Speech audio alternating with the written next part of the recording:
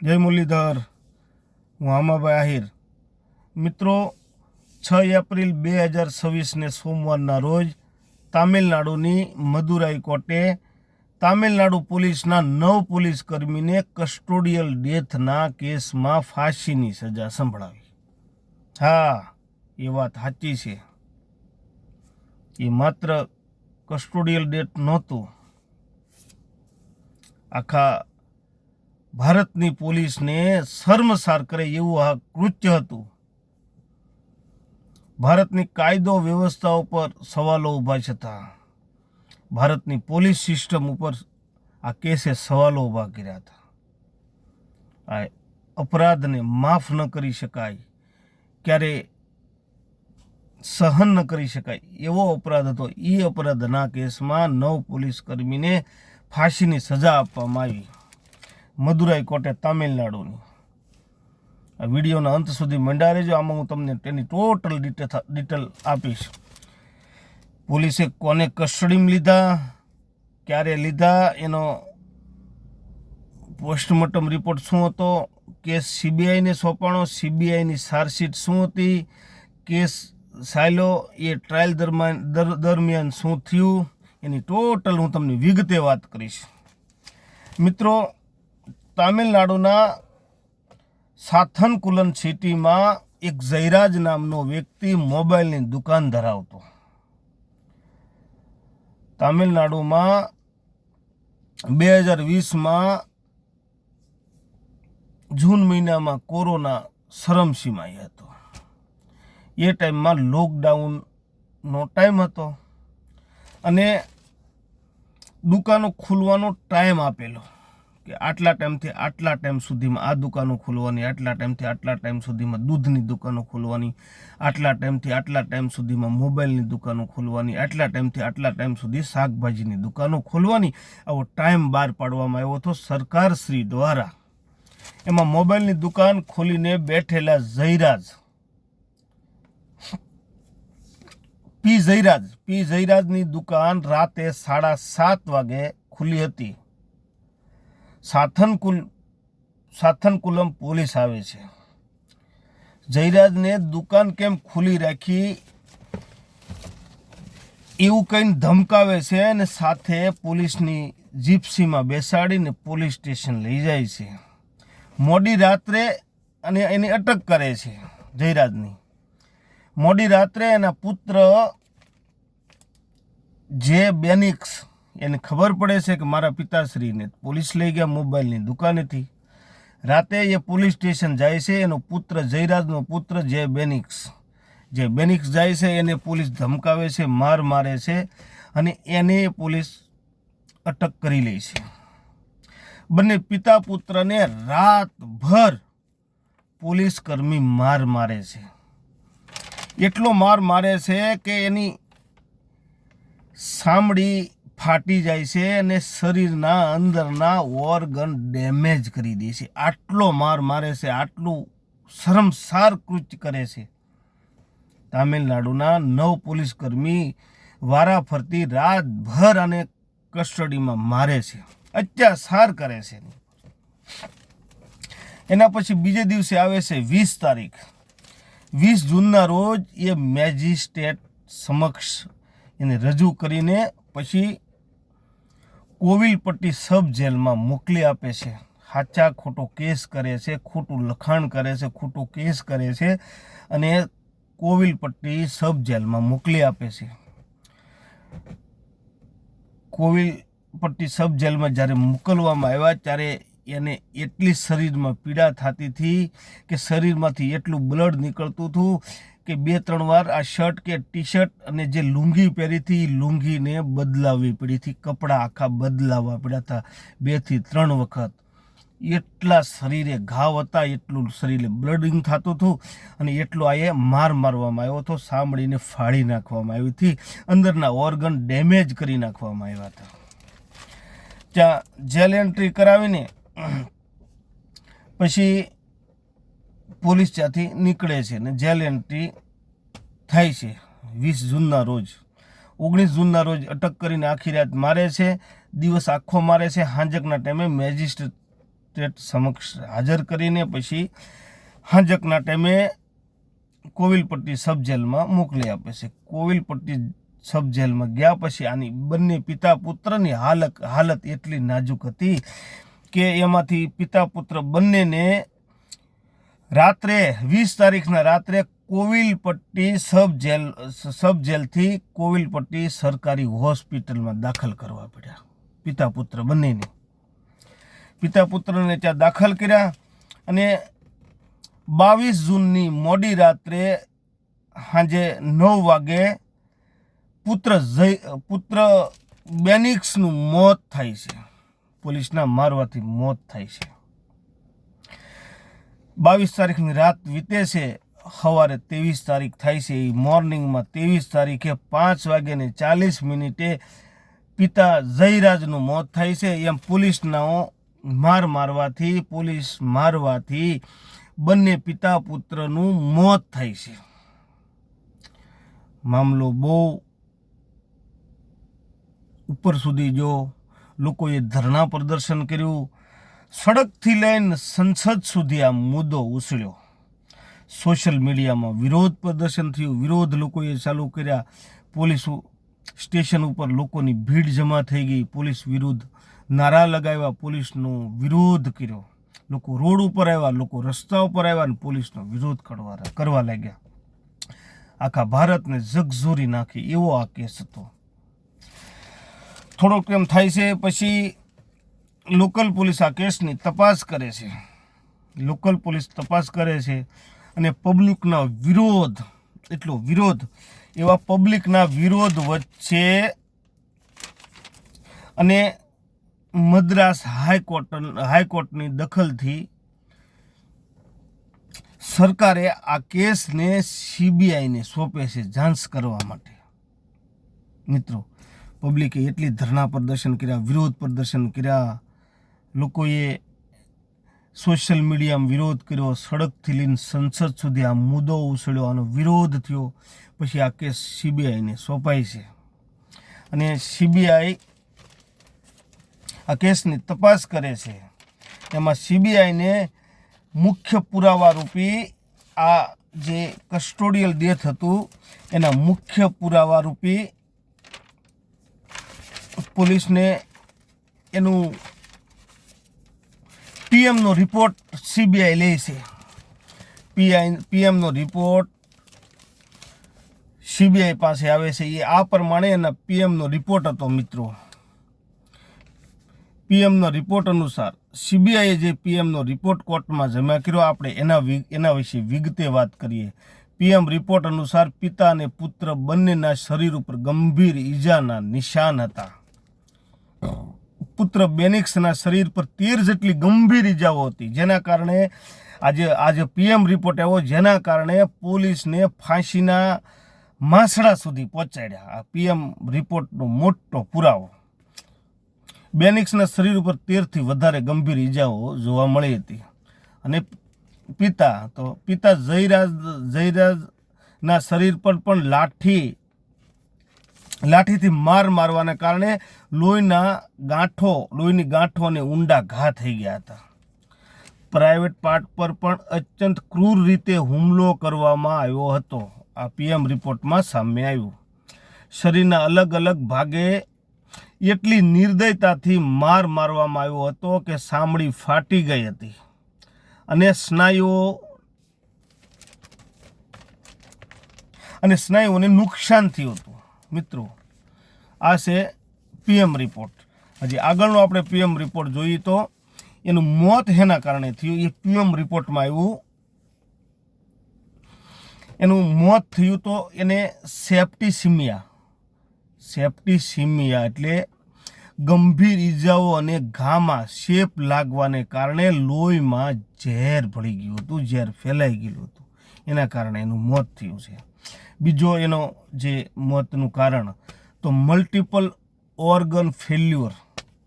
તો શરીરના એક કરતાં વધારે ઓર્ગન ફેલ્યુર એટલે મલ્ટિપલ ઓર્ગન ફેલ્યુર એટલે એક કરતાં વધારે એના શરીરના ઓર્ગન ફેલ થઈ ગયા હતા. મલ્ટિપલ ઓર્ગન ફેલ્યોર, અંચત રક્તસ્રાવ અને શારીરિક આઘાતને કારણે શરીરના અંગોએ કામ કરવાનું બંધ કરી દીધું. એને એટલો ઊંડો આઘાત લાગ્યો કે શરીરના અંગોએ કામ કરવાનું બંધ કરી દીધું. આ પીએમ રિપોર્ટ જ આ કેસનો સૌથી મોટો પુરાવો બન્યો, જેને કારણે 9 પોલીસ કર્મીઓને બસવાની કોઈ તક ના મળી અને ફાંસીની સજા થઈ. આમાં ટોટલ પોલીસ કર્મી હતા, તો એના નામ જો પોલીસ કર્મીનું હું નામ તમને જણાવતો હોઉં તો આમાં પોલીસ કર્મીનું નામ આ પ્રમાણે છે. પહેલું ઇન્સ્પેક્ટર શ્રીધર, જે હાલમાં રિટાયર્ડ છે. બીજું પી રઘુ ગણેશ. ત્રીજું બાલકૃષ્ણન.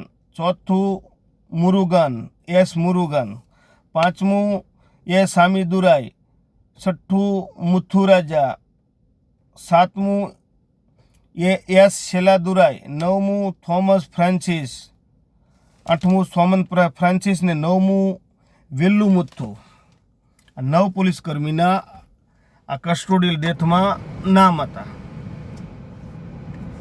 મારવામાં કસ્ટોડિયલ ડેથ થયું એમાં 9 પોલીસ કર્મીના નામ હતા. એક આની અંદર 10મા પોલીસ કર્મી હતા, એનું કોરોના દરમિયાન મોત થયું. એ પોલીસ કર્મીનું નામ છે, એક જ મિનિટ, આમાં ટોટલ હતા પોલીસ કર્મી 10 જણા, આરોપી 10 હતા જે પોલીસ કર્મી.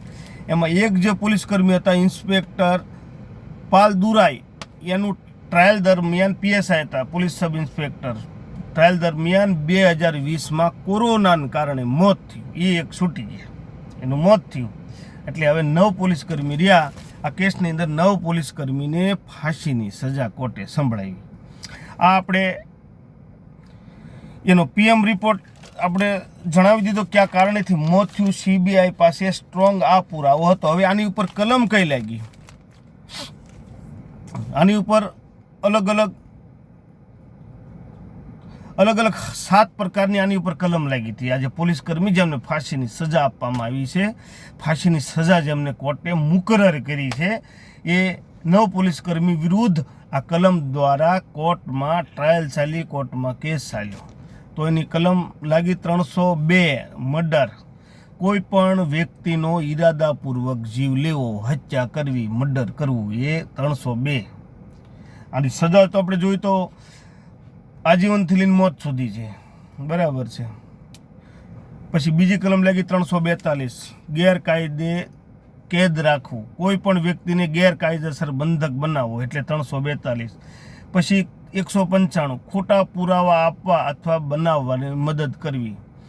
પછી 100 થી 211 કોઈ વ્યક્તિ સામે ખોટો ગુનો લગાડવો, ખોટો ગુનો નોંધવો, ખોટો કેસ કરવો, અને 211. પછી છે 218 સરકારી કર્મચારી ઈરાદાપૂર્વક ખોટા દસ્તાવેજો બનાવે, એટલે 218. 109 કોઈ ગુનો કરવા માટે પ્રોત્સાહન આપવું, કોઈ મારતો અને બીજા ઇન્સ્પેક્ટર કીધું હા બરાબર માર, આ પ્રોત્સાહન આપ્યું 109 કલમ મુજબ, કે કોઈ ગુનો કરવા માટે પ્રોત્સાહન આપવું. અને 103 તો એકથી વધુ લોકોએ મળીને એક ઈરાદાથી ગુનો કર્યો. આ બધા પોલીસ કર્મીએનો એક જ ઈરાદો હતો, આને મારવો, જયરાજને અને એના પુત્ર બેનિક્સને મારવો. આ એક જ બધા પોલીસ કર્મીનો ઈરાદો હતો. એટલે એના ઉપર કલમ 34 લાગી. આ પ્રમાણે જે પણ દોષિત પોલીસ કર્મી ઉપર આ બધી કલમ લાગી. અને હવે સીબીઆઈ તપાસ થઈ. સીબીઆઈ તપાસમાં શું બહાર આવ્યું એના વિશે આપણે વિગતે ચર્ચા કરીએ. જનતાના ભારે આક્રોશ અને મદ્રાસ હાઈકોર્ટની દખલ બાદ સરકારે આ કેસ માટે સીબીઆઈને તપાસ સોંપી. સીબીઆઈની તપાસમાં શું બહાર આવ્યું તો એનો પણ આપણે એની પણ વિગતે ચર્ચા કરીએ. સીબીઆઈની તપાસમાં ઊંડાણપૂર્વક સીબીઆઈની તપાસમાં બાદ આ તથ્યો બહાર આવ્યા. લોહીના ડાઘા, પોલીસ સ્ટેશનની દિવાલો અને ફ્લોર પરથી લોહીના ડાઘા, લોહીના સેમ્પલ નમૂના મળ્યા, જે ફોરેન્સિક તપાસમાં જયરાજ અને બેનિક્સના હોવાનું સાબિત થયું. પછી સીસીટીવી ફૂટેજ, તો પોલીસ સ્ટેશનના સીસીટીવી ફૂટેજ સાથે છેડછાડ કરવામાં આવી હોવાનું તપાસમાં બહાર આવ્યું હતું. પછી ત્રીજું તો સાક્ષીઓની જુબાની. પોલીસ સ્ટેશનમાં હાજર અન્ય કર્મચારી અને સાક્ષીઓના નિવેદન નોંધવામાં આવ્યા. 105 સાક્ષીને તપાસવામાં આવ્યા, જેણે સાબિત કર્યું કે પિતા પુત્ર પર ભયાનક અત્યાચાર થયો હતો. સીબીઆઈ દ્વારા રજૂ કરવામાં આવેલા મજબૂત વૈજ્ઞાનિક પુરાવા અને સાક્ષીઓની જુબાનીઓને કારણે જ અદાલત આ તમામ 9 પોલીસકર્મીને દોષિત ઠેરવી શકી અને તેમને ફાંસીની સજા સુધી પહોંચાડી શકી. હવે આવે છે સીબીઆઈએ તપાસ કરી, હવે એની ચાર્જશીટ બનાવી. સપ્ટેમ્બર 2020માં સીબીઆઈએ 9 પોલીસકર્મી વિરુદ્ધ 2000થી વધુ પાનાની ચાર્જશીટ દાખલ કરી, જેમાં સ્પષ્ટપણે જણાવવામાં આવ્યું હતું કે આ પોલીસે ધરપકડ કરેલા પિતા પુત્રને જે રીતે માર્યો હતો તે જ તેમના મૃત્યુનું મુખ્ય કારણ હતું. સીબીઆઈની ચાર્જશીટમાં સ્પષ્ટ ઉલ્લેખ આવી ગયો, જેના કારણે આ 9 પોલીસકર્મીને ફાંસીના માસડા સુધી પહોંચાડવામાં મદદ જેણે કરી. બરાબર છે. હવે એને કોર્ટે ચુકાદો આપ્યો.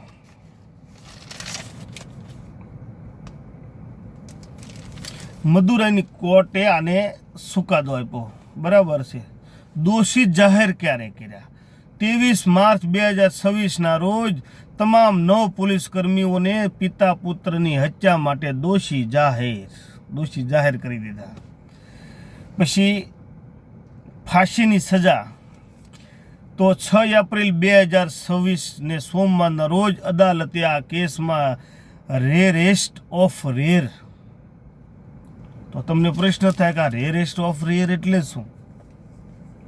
આ સિદ્ધાંત રેરેસ્ટ ઓફ રેર એટલે જ્યારે કોઈ ગુનો માનવતાની તમામ હદો વટાવી જાય ત્યારે અદાલત તેને રેરેસ્ટ ઓફ રેર માનીને ફાંસીની સજાનો ચુકાદો આપતી હોય. કોઈ પણ ગુનો એવો કર્યો હોય કે જેણે માનવતાની તમામ હદોને વટાવી દીધી હોય, એવો ગુનો કર્યો એટલે એને કોર્ટ ફાંસીની સજા આપતી હોય છે. અને કોર્ટ એવું વિચારે છે ફાંસીની સજા ત્યારે જ આપવી જોઈએ જ્યારે ગુનાની પદ્ધતિ એટલી ઘાતકી હોય કે આજીવન કેદની સજા અપૂરતી લાગે. ગુનો એટલો ગંભીર હોય કે એને આજીવનની સજા પણ અપૂરતી લાગતી હોય, એવા કેસમાં ફાંસીની સજા આપતી હોય. એટલે કોર્ટે આને 6 એપ્રિલ 2026ને સોમવારના રોજ અદાલતે આ કેસ રેરેસ્ટ ઓફ રેર ગણીને તમામ 9 પોલીસકર્મીઓને ફાંસીની સજા ફટકારી.